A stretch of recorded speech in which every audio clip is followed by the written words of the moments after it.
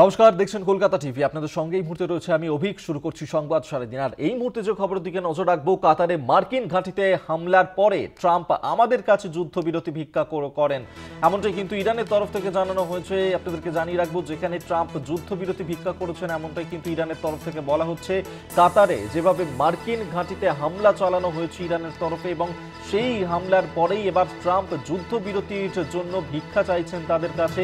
শত্রুদের ওপরে যুদ্ধবিরতি চাপানো হয়েছে, এমনটা কিন্তু ইরানের তরফ থেকে বলা হয়েছে এক বিবৃতি দিয়ে। এমনটাই বলা হয়েছে, ইরানের ইসলামিক রেভলিউশনারি গার্ড কোর এমনই দাবি করেছে যে যেভাবে কাতারে সেখানে হামলা চালিয়েছে ইরান এবং যে প্রত্যাঘাত ইরানের তরফ থেকে চালানো হয়েছে, তারপরেই কিন্তু ট্রাম্প যুদ্ধবিরতির জন্য তাদের কাছে ভিক্ষা চেয়েছে, এমনটাই কিন্তু এক বিবৃতিতে জানানো হয়েছে ইরানের তরফে দেওয়া সেই বিবৃতিতে। আপনারা জানেন যেভাবে ইরান ইসরায়েলের সংঘাতে এবার সরাসরি যুক্ত হয়ে পড়েছে আমেরিকার তরফে যেভাবে ইরানে হামলা চালানো হয়েছিল এবং তারই প্রত্যাঘাতে কাতারে সেখানে মার্কিন ঘাঁটিতে যেভাবে হামলা করা হয়েছিল ইরানের তরফে, এবং সেই ঘটনার পরেই এবার ডোনাল্ড ট্রাম্প, মার্কিন প্রেসিডেন্ট, তিনি যুদ্ধবিরতি ভিক্ষা করেছেন তাদের কাছে, এমনটাই কিন্তু ইরানের তরফ থেকে দেওয়া এক বিবৃতিতে এমনটাই জানানো হয়েছে।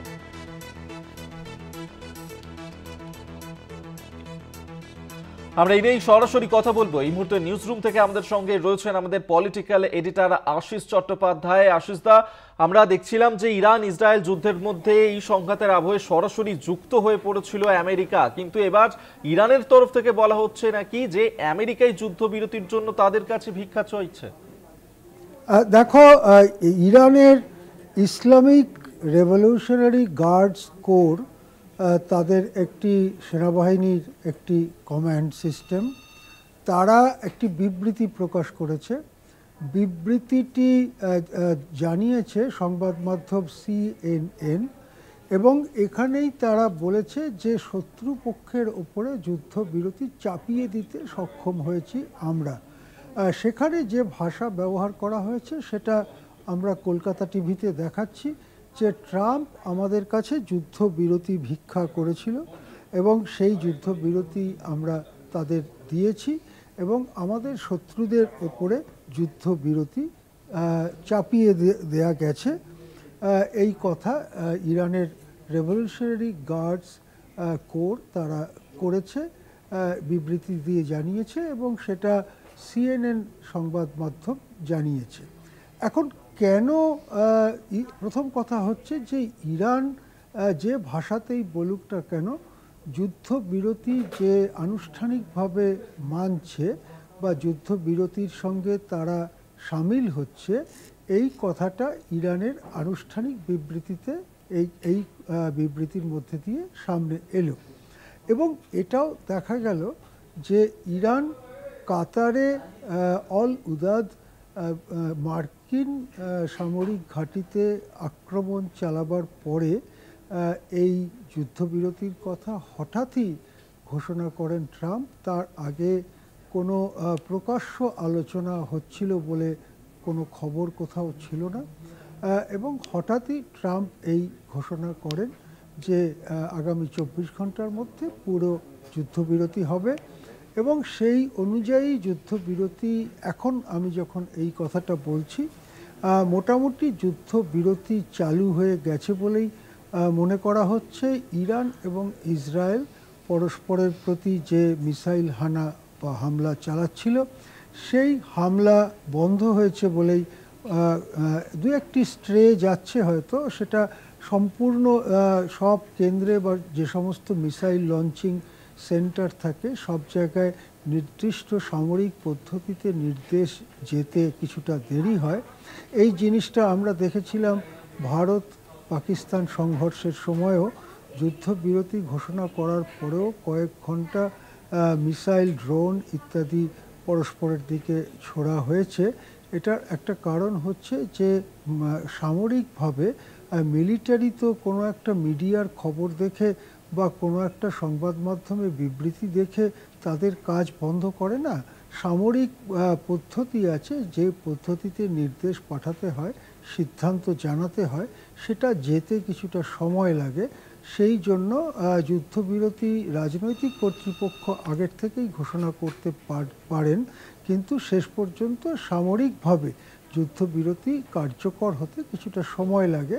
সেই জন্যই ট্রাম্পের বিবৃতিতেও দেখা গেছে 6 ঘন্টা, 6 ঘন্টা, 12 ঘন্টা, 24 ঘন্টা ইত্যাদি কতগুলো সময়সীমার উল্লেখ তিনি করেছেন। বাস্তবত সামরিক ক্ষেত্রে এই সময়টা লাগে, কিন্তু যেটা দেখা যাচ্ছে, যেটা খবর পাওয়া যাচ্ছে, সেটা হচ্ছে ইসরায়েল এবং ইরান দুপক্ষই পরস্পরের প্রতি যে আঘাত বা হামলা সেটা অনেক কমিয়ে ফেলেছেন, প্রায় বন্ধ হওয়ার মুখে।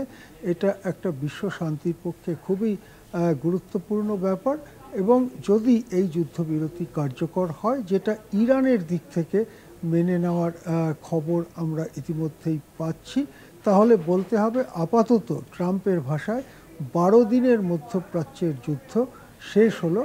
এর পরে কি আছে সেটা ভবিষ্যতই বলতে পারবে। এখন প্রশ্ন হচ্ছে, ট্রাম্প যুদ্ধবিরতি ভিক্ষা করেছিলেন কিনা। এটা দেখা যাচ্ছে যে ট্রাম্প এই যুদ্ধে জড়িয়ে পড়েছিলেন। ট্রাম্প ইরানে বোমাবর্ষণের মধ্য দিয়ে আমেরিকাকে এই যুদ্ধে জড়িয়ে ফেলেছিলেন এবং তার বিরুদ্ধে আমেরিকা জুড়ে, সারা বিশ্ব জুড়ে বিপুল বিক্ষোভ হচ্ছিল, যে খবর আমরা গতকালই কলকাতা টিভিতে করেছি। ট্রাম্পের দিক থেকে যেরকম বোমা বর্ষণের পরে যে একটা বুক চাপড়ানোর মনোভাব, যে আমি আমার সেনাবাহিনীকে খুবই ধন্যবাদ দিচ্ছি, অভিনন্দন দিচ্ছি, তারা যেভাবে নিখুঁতভাবে তারা এই বোমা বর্ষণ করে এসছেন, একেবারে শেষ করে দেওয়া হয়েছে ইরানের পরমাণু কেন্দ্র 3টি জায়গায়, বিশেষ করে ফোরদোসে তারা বোমা বর্ষণ করে পরমাণু কেন্দ্র ধ্বংস করে দিয়েছেন। এই যে একটা আস্ফালনের ভাব, এই যে একটা আস্ফালনের মনোভাব এবং নিজের এবং অন্যদের পিঠ চাপড়ানোর যে মনোভাব, সেই মনোভাব থেকে 24 ঘন্টার মধ্যে ট্রাম্পের সম্পূর্ণ উল্টো দিকে চলে আসা, যেটাকে বলা যেতে পারে একেবারে 180 ডিগ্রি ঘুরে গিয়ে তিনি যুদ্ধবিরতি ঘোষণা করে দিচ্ছেন এবং মধ্যপ্রাচ্যের যুদ্ধ শেষ করে দিচ্ছেন। এটার থেকে অনেকগুলো জিনিস স্পষ্ট হয়। 1 নম্বর কথা হচ্ছে, ইসরায়েল লড়ছিল না, ইসরায়েলকে লড়াচ্ছিলেন ট্রাম্প, বা আমেরিকা ইসরায়েলকে লড়াচ্ছিল। অস্ত্রশস্ত্র টাকা পয়সা দিয়ে শুধু নয়, রাজনৈতিক সিদ্ধান্তটা, সামরিক সিদ্ধান্তটা, সেটাও ট্রাম্পের হাতেই ছিল। ফলে ট্রাম্প যখন যুদ্ধবিরতি ঘোষণা করে দিলেন, সেটা ইসরায়েল এবং আমেরিকা এই দুটো দেশের হয়েই যুদ্ধবিরতি ঘোষণা করে দিলেন, এইটা স্পষ্ট হচ্ছে। দ্বিতীয়ত, এমন কিছু হচ্ছিল যার ফলে ট্রাম্প চূড়ান্ত অস্বস্তিতে পড়ছিলেন। ঘরে বাইরে ট্রাম্পের এই অস্বস্তিটা এতটাই বাড়ছিল যে ট্রাম্পকে শেষ পর্যন্ত যুদ্ধবিরতির কথা মানতেই হয়, যুদ্ধবিরতির কথা মানতেই হয় ট্রাম্পকে, এবং তিনি এত তড়িঘড়ি ঘোষণা করতে বাধ্য হন। এর থেকে বোঝা যাচ্ছে যে এমন কিছু ঘটছিল যা ট্রাম্পের পক্ষে খুবই অস্বস্তিকর হচ্ছিল। নানা প্রশ্ন উঠছে যে ঠিক কী কারণে ট্রাম্প এই রকম একটা যুদ্ধবিরতি তড়িঘড়ি ঘোষণা করলেন, কিন্তু আসল কারণটা এখনও রহস্যে মোড়া, এখনও আসল কারণ সামনে আসেনি। এমনও হতে পারে যে আসল কারণ কখনোই সামনে আসবে না, কিন্তু দুনিয়া জুড়ে যারা যুদ্ধ বিশারদ, দুনিয়া জুড়ে যারা এ সম্পর্কে গবেষণা করেন, তারা নানা কারণের কথা ভাবছেন, বলছেন। তবে একটা কথা ঠিক, যে ইসরায়েল যুদ্ধ শুরু যখন করেছিল, তখন যত সহজে ইরানকে কাবু করে ফেলা যাবে বলে তারা ভেবেছিল, তাতে তারা সম্পূর্ণ ব্যর্থ হয়েছে এবং ইসরায়েল বড় সড় ধ্বংসের সম্মুখীন হয়েছে। মৃত্যুর সংখ্যা ইসরায়েল বলছে 25, 30, 35 এইরকম, কিন্তু অনেকেই মনে করেন যে প্রকৃত সংখ্যা চেপে রাখা হয়েছে এবং ইসরায়েলের মৃত্যুর সংখ্যাও এর থেকে অনেক বেশি, অনেক বেশি, এটাই অনেকে মনে করেন। সুতরাং একটা কথা হচ্ছে, এই যে শেষ পর্যন্ত ইরানের বেশি ক্ষতি হয়েছে নাকি ইসরায়েলের বেশি ক্ষতি হয়েছে, দাড়িপাল্লায় চাপিয়ে এই ওজন না করতে পারলেও এটা বোঝা যাচ্ছে যে ইসরায়েল ভেবেছিল তাদের আয়রন ডোম ইত্যাদি ব্যবস্থার দ্বারা তারা নিজেরা সুরক্ষিত এবং ইরানি মিসাইল তাদেরকে হামলা চালাতে পারবে না। কিন্তু যুদ্ধ যতই এগোচ্ছিল দেখা যাচ্ছিল যে ইসরায়েলি মাটিতে বারবার ইরানি মিসাইল আছড়ে পড়ছে এবং বড় ধ্বংসকাণ্ড হচ্ছে। সুতরাং যুদ্ধের যে পরিণতি নিয়ে যুদ্ধ শুরু করেছিল ইসরায়েল, যুদ্ধের পরিণতি যে সেদিকে যাচ্ছে না, যুদ্ধ যে অতি দীর্ঘস্থায়ী এবং অতি ধ্বংসমূলক হতে চলেছে, এটা ইসরায়েল বুঝবার পরেই কি ইসরায়েল ট্রাম্পকে SOS বার্তা পাঠালেন, ট্রাম্পকে জরুরি বার্তা পাঠালেন যে এই যুদ্ধটা এখন আর চালিয়ে নিয়ে যাওয়া যাচ্ছে না। ইসরায়েলের ভেতরে যে রাজনৈতিক চাপ, আমেরিকার ভেতরে যে রাজনৈতিক চাপ, এগুলো কতটা কাজ করলো ট্রাম্পের ওপরে, এই সব নিয়ে বিচার বিশ্লেষণ চলতে থাকবে। তবে যে কথাটা আমি একটু আগে বললাম সেই কথাটা দিয়েই শেষ করি, যে সত্যি কেন ট্রাম্প এই যুদ্ধবিরতিতে রাজি হয়ে গেলেন এবং নিজেই ঘোষণা করে দিলেন, মানে তার খানিকটা মুখে কালি ছিটবে এটা বুঝেও তিনি নিজেই ঘোষণা করে দিলেন, তার আসল কারণটা কিন্তু এখনো রহস্যে মোড়া। একেবারেই তাই, অবশ্যই সেদিকে আমাদের নজর থাকবে। অবশ্যই আপনি আমাদের সঙ্গে থাকবেন। আমরা যে খবরে এই মুহূর্তে নজর রেখেছি, অবশ্যই এই খবরের দিকেই আমাদের নজর থাকবে।